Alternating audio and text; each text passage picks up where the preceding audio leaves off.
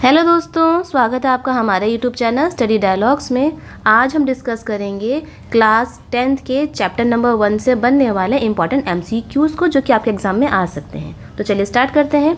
तो पहला जो क्वेश्चन है वो ये बोल रहा है कि in which year was the earth summit of Rio de Janeiro held. Rio de Janeiro में पृथ्वी सम्मेलन कब हुआ था। ये बोल रहा है कि कौन से साल में ये सम्मेलन हुआ था। क्या वो 1993 में हुआ था, 92 में हुआ था, 94 में हुआ था या फिर 96 में हुआ था। तो इसका सही आंसर है 1992 में ये हुआ था। 1992 में ये सम्मेलन हुआ था। अब ये देखिए, इससे जो भी इम्पॉर्टेंट चीज़ें हैं वो हम लोग आपको पहले ही डिटेल वीडियो में पढ़ा चुके हैं, तो आप जाके वहाँ से देख सकते हैं। ठीक है, तो कब हुआ था? 1992 में ये हुआ था। अब ये देखिए, जो अर्थ समिट है इसको हम लोग शॉर्ट में हम अर्थ समिट भी बोलते हैं।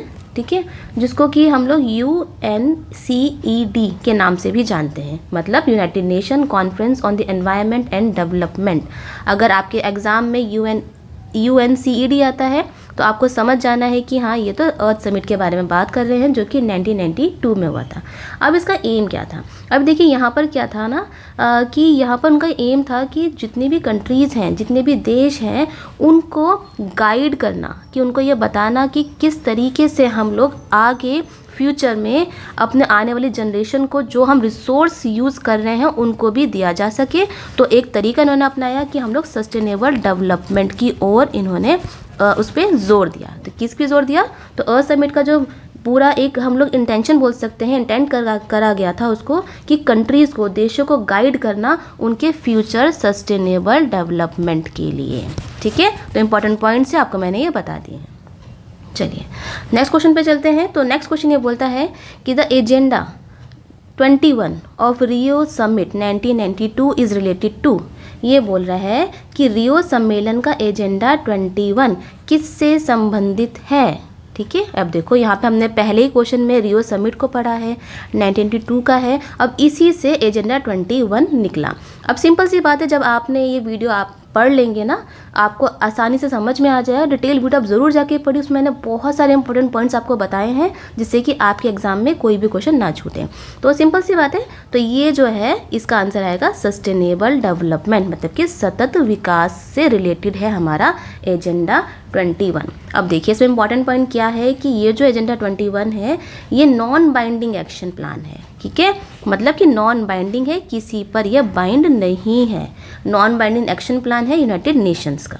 ठीक है, जो कि क्या बोलता है कि हमें सस्टेनेबल डेवलपमेंट की ओर अपना एम रखना चाहिए। ठीक है, अपने स्टेप सस्टेनेबल डेवलपमेंट गोल की तरफ रखने चाहिए, सशक्त विकास की ओर हमें आगे बढ़ना चाहिए। चलिए नेक्स्ट क्वेश्चन है कि what is the percentage of the forest cover in India 2023 में। भारत में 2023 में वन क्षेत्र कवर प्रतिशत में कितना है? क्या वो 25% है, क्या वो 33.33% है, 25.65% है, या फिर 25.71% है? तो इसका सही आंसर है कि भारत में 2023 की स्थिति को देखते हुए अगर हम बताते हैं तो इसका जो भारत में जो हमारा वन क्षेत्र का जो कवर है, अगर हम प्रतिशत में बात करते हैं तो ये है आपका 25.17%। अब ये देखिए यहाँ पर ना दो चीज़ में डिवाइड होता है।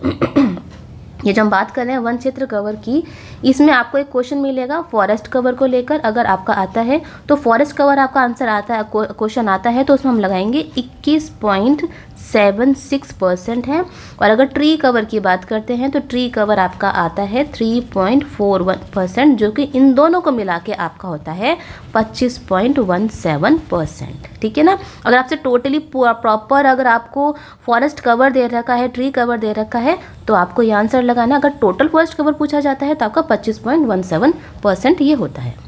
चलिए नेक्स्ट क्वेश्चन है कि gully erosion is primarily due to. यहाँ बोला है जो अवनालिका अपरदन होता है ना, उसका मुख्य कारण क्या है गुली इरोजन का। अब देखिए गुली इरोजन के बारे में मैंने डिटेल में आपको पढ़ा दिया है, आप जाके वहाँ से ज़रूर देख लीजिए। तो इसका क्या है, क्या इसका कारण विंड है, पवन से होती है, पानी से होता है, या फिर स्थानांतरीय खेती से ये होती है। तो इसका सही आंसर क्या है कि ये होती है पवन के द्वारा, हवाओं के द्वारा। सॉरी, पवन नहीं है, इसमें वाटर के द्वारा होते हैं, मतलब कि पानी से।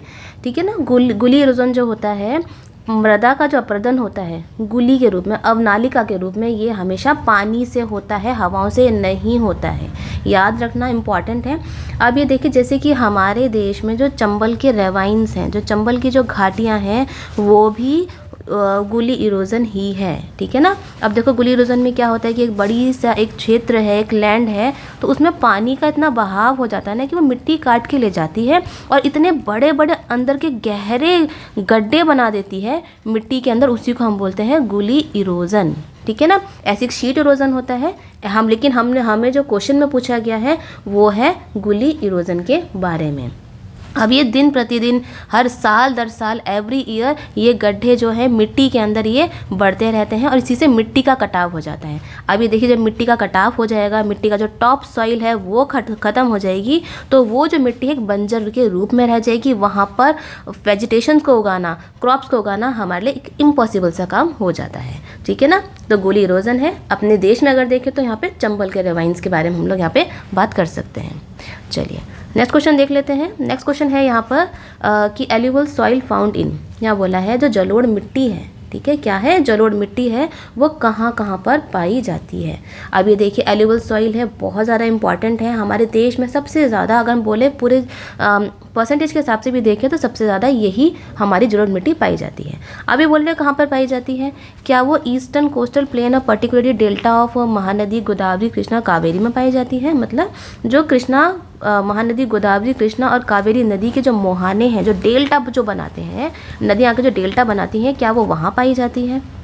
क्या जो हिमालय की जो रिवर्स हैं, जो हिमालयन नदियाँ हैं, उनका जो सिल्ट होता है उससे डिपॉजिट होने के बाद क्या ये मिट्टी बनती है, जलोढ़ मिट्टी बनती है, या फिर जो आपकी पश्चिमी घाट की जो नदियाँ हैं, वेस्टर्न घाट की जो नदियाँ हैं, जो कि एस्चुरीज बनाती हैं, ज्वार नदमुख बनाती हैं, क्या उससे एल्यूवल सॉइल बनती है, जलोढ़ मिट्टी बनती है। ठीक है, देखिए पहला बिल्कुल सही है, ये वाला सही है, हमारा बी ऑप्शन सही है, तो हमारा ऑप्शन हो जाएगा डी। हाँ बिल्कुल, जो हमारा ईस्टर्न कोस्ट है, पूर्वी तटीय मैदान पर महानदी गोदावरी और कृष्णा जो नदियाँ आती हैं, उनसे सिल्ट जो जमा होती है उसकी वजह से यहाँ पे एल्यूवल सॉइल बनती है। साथ में अगर हम लोग अपना नॉर्दर्न पार्ट लेंगे, ठीक है, ये देखिए ये हमारा देश का नक्शा है, तो यहाँ से नदियाँ लेकर आ रही हैं, अपनी सिल्ट लेकर आ रही हैं, वहाँ से एल्यूवल सॉइल बन गई, जलोढ़ मिट्टी बन गई। वहीं पर अगर हम नॉर्दर्न प्लेन्स में देखें, पहाड़ों से, हिमालय से जो नदियाँ निकल रही हैं, जैसे कि आपकी इंडस हो गई, गंगा हो गई, ब्रह्मपुत्र हो गई, वो नदियाँ पहाड़ों को काट काट के जो मिट्टी लेकर आती है, वहीं पर आपके नॉर्दर्न प्लेन्स में एल्यूवल सॉइल मतलब कि जलोढ़ मिट्टी पाई जाती है। अब उसी की वजह से ये जो एरिया है आपका नॉर्दर्न प्लेन्स का, ये बहुत ही ज़्यादा उपजाऊ होता है, और उपजाऊ होने की वजह से यहाँ पे बहुत सारी आपको जनसंख्या का घनत्व मतलब कि पॉपुलेशन डेंसिटी भी देखने को मिलती है। चलिए नेक्स्ट क्वेश्चन पे देख लेते हैं। नेक्स्ट क्वेश्चन बोल रहा है कि the black soil is also known as, बोल रहा है कि जो काली मिट्टी है उसका दूसरा नाम क्या है। क्या उसका रगड़ा नाम है, रेगूर है, खादर है, या फिर भांगर है। तो इसका सही आंसर है आपका रेगूर। रेगूर सॉइल जो है उसका दूसरा नाम ब्लैक सॉइल है, मतलब कि काली मिट्टी।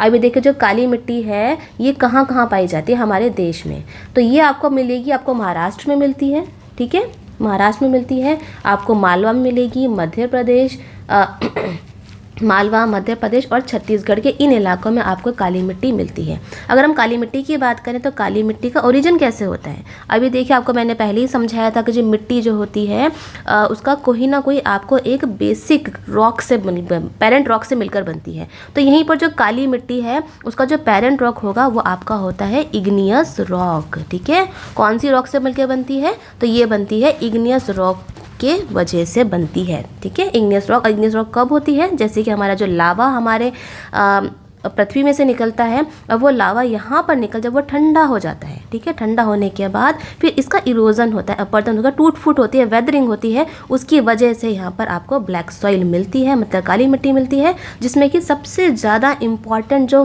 क्रॉप या फिर फसल उगाई जाती है वो होती है कॉटन की। चलिए आगे चलते हैं। आगे हमारा laterite soil develop under which climate, यहाँ बोला है जो लेटेराइट मिट्टी है आपकी, लेटेराइट मिट्टी है वो कौन सी जलवायु में बनती है, ठीक है, कौन सी जलवायु में बनती है? क्या वो भूमध्य सागरीय मतलब कि मेडिटेरियन जलवायु में बनती है, या फिर उष्ण कटिबंधीय उपोष्ण कटिबंधीय ट्रॉपिकल एंड सब ट्रॉपिकल क्लाइमेट में बनती है, इक्वेटोरियल क्लाइमेट में मतलब कि भूमध्य सागरीय जलवायु, या फिर सवाना टाइप में बनती है? तो इसका सही आंसर है आपका ट्रॉपिकल एंड सब ट्रॉपिकल क्लाइमेट, उष्ण कटिबंधीय और उपोष्ण कटिबंधीय जलवायु में आपको लेटराइट मिट्टी देखने को मिल जाती है। अगर हम बात करें इसकी मिट्टी की, तो ये जो मिट्टी जो होती है हमें लेटराइट सॉइल की, उसका ये एसिडिक होती है। इसका जो पीएच आपको देखने को मिलेगा वो है आपका 6 से भी। ठीक है, चलिए अब अगर इसकी बात करें कि कहाँ कहाँ पर पाई जाती है हमारे देश में, तो अगर हम साउदर्न स्टेट्स की बात करें, जो हमारे दक्षिणी क्षेत्र हैं, वहाँ पर आपको वेस्टर्न घाट का जो रीजन है, वेस्टर्न घाट के रीजन में महाराष्ट्र, उड़ीसा में आपको देखने को मिल जाती है। देखिए, वेस्टर्न घाट में महाराष्ट्र में मिल जाएगी, वैसे आपको उड़ीसा में देखने को मिल जाती है, और वेस्ट बंगाल के कुछ इलाकों में ये आपको मिट्टी देखने को मिलती है, और हमारे जो नॉर्थ ईस्ट उत्तर पूर्वी जो रीजन है, क्षेत्र है, वहाँ पर भी आपको मिट्टी देखने को मिल जाती है। अगर ये बात करें कि इस जलवायु में, इस मिट्टी में क्या क्या उगाया जा सकता है, तो ये सपोर्ट आपको करती है डेसिडुअस, ठीक है, डेसिडुअस और एवरग्रीन फॉरेस्ट को, ठीक है। सदाबहार जो आपके वन होते हैं वो इसी मिट्टी में उगते हैं, ठीक है, बेसिकली यहाँ पे भी उग सकते हैं। चलिए नेक्स्ट क्वेश्चन देख लेते हैं। अब नेक्स्ट क्वेश्चन ये बोल रहा है कि जो रेड कलर है, ठीक है, जो रेड कलर है, रेड सॉइल का, लाल मिट्टी का लाल रंग किस कारण से होता है? अब देखिए, कोई ना कोई कारण तो होगा ना कि लाल कलर क्यों है मिट्टी का। अब ये देखिए तो क्यों होता है, क्या वो आयोडीन के डिफ्यूज़न की वजह से होता है, क्या डिफ्यूज़न ऑफ आयरन, या फिर डिफ्यूज़न ऑफ क्लोरीन, या फिर डिफ्यूज़न ऑफ ब्रोमीन? इसका सही आंसर है डिफ्यूज़न ऑफ आयरन। लोहे के प्रसार की वजह से, जब लोहा का डिफ्यूज़न होता है, आयरन का डिफ्यूज़न होता है, उसकी वजह से ही जो मिट्टी है उसको लाल कलर प्राप्त होता है। तो इसकी वजह से हम उसको लाल मिट्टी बोलते हैं, रेड सॉइल बोलते हैं। चलिए नेक्स्ट क्वेश्चन है हमारा, according to national forest policy the forest area in the country should be, यहाँ बोला है राष्ट्रीय वन नीति के अनुसार देश में कितना वन क्षेत्र होना चाहिए। ठीक है, अब देखो कितना होना चाहिए, वैसे आपको मैंने क्या बताया 25.17% हमारे देश में अभी फिलहाल जो हमारा फॉरेस्ट कवर है वो इतना है। लेकिन अगर हम बात करें नेशनल फॉरेस्ट पॉलिसी जो कि 1952 में आई थी, राष्ट्रीय वन नीति, उसके अनुसार देश में कितना वन क्षेत्र होना चाहिए, क्या वो 33% होना चाहिए, 35%, 43%, 25%? तो इसका सही आंसर है 33%। ठीक है, 33% जो है हमारे देश में वन क्षेत्र होना चाहिए। ठीक है, चलिए ये थी हमारी वीडियो। अगर आपको इनमें से कुछ भी डाउट है तो आप हमें कमेंट सेशन में पूछ सकते हैं। तो वीडियो को लाइक करिए, शेयर करिए और चैनल को सब्सक्राइब ज़रूर करिए। तो मिलते हैं नेक्स्ट वीडियो में। Happy learning.